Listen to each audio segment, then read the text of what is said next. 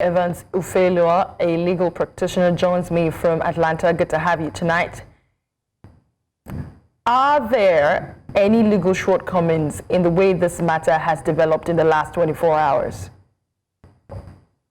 Well, the only legal shortcoming we're seeing now is that the House procedural rules on the submission of petition is the only issue where we are being told that a petition emanating from a senator should not come from him or her directly, but that should have been signed by a third party who is expected to have endorsed it. And they've cited that Order 40 Rule 4, to that effect. Why that is procedural, I think that the meat of the issue must be dealt with.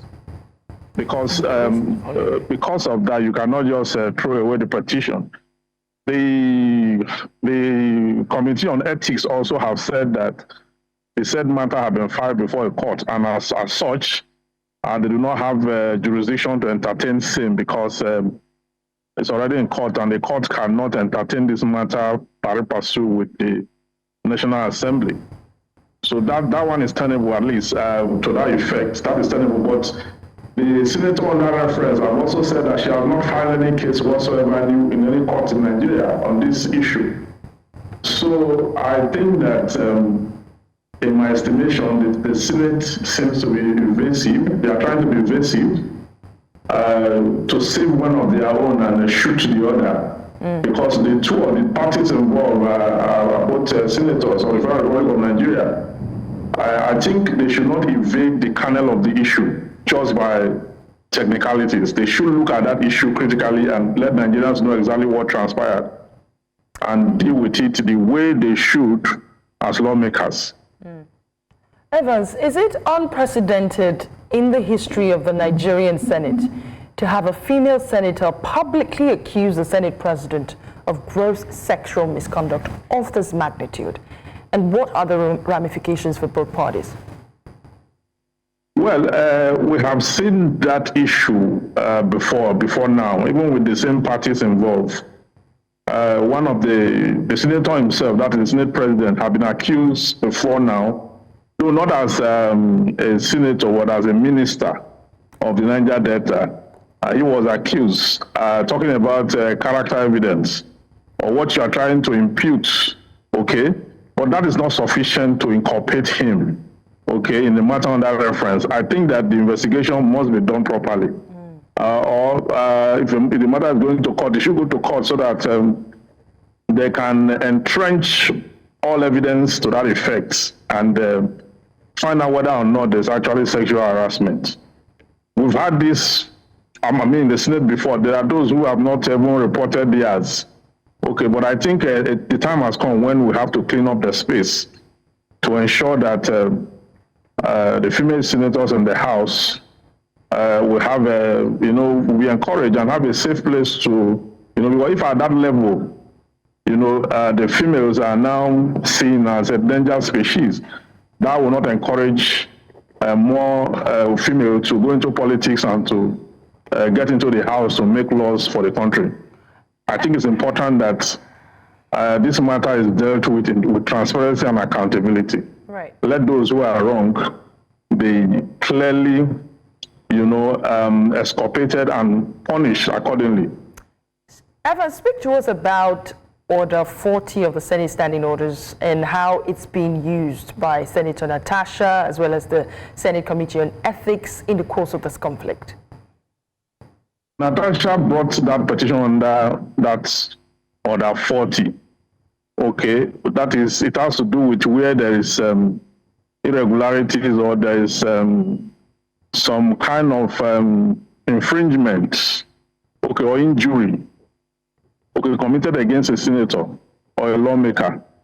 That is the section of the Senate rule that provides for how a petition should be brought before the House. And she stood on that to bring that petition.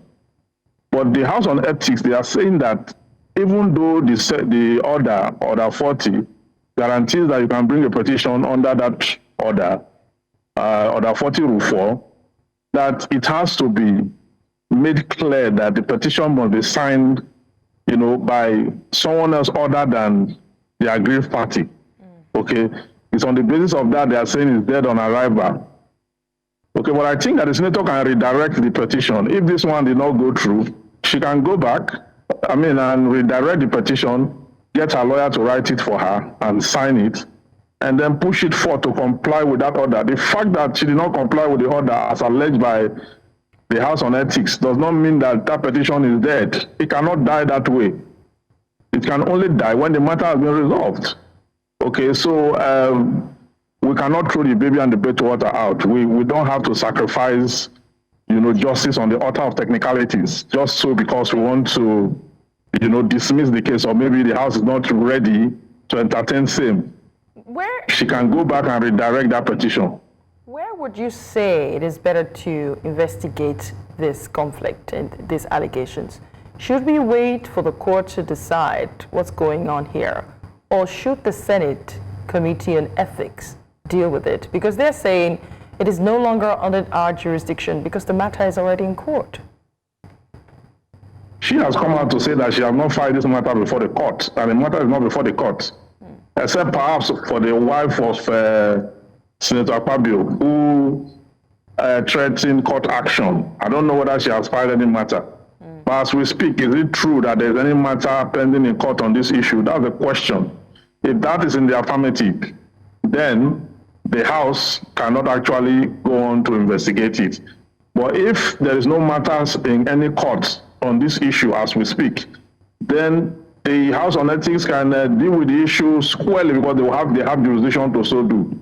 So if they are saying to the public that they don't have jurisdiction, they should present to the public the originating proceedings that have been filed before any court in Nigeria on this matter as evidence of their want of jurisdiction. They should say that for this case, will not lack jurisdiction. But if they cannot produce any, it means that there's no case filed in any courts whatsoever in Nigeria on this issue, and therefore they have absolute jurisdiction to deal with the issue on that reference. All right, then. We're going to have to leave this issue there. It is an ongoing issue. We'll keep an eye on it. Evans Ufelia, a legal practitioner, thank you so much for coming tonight. It's my pleasure.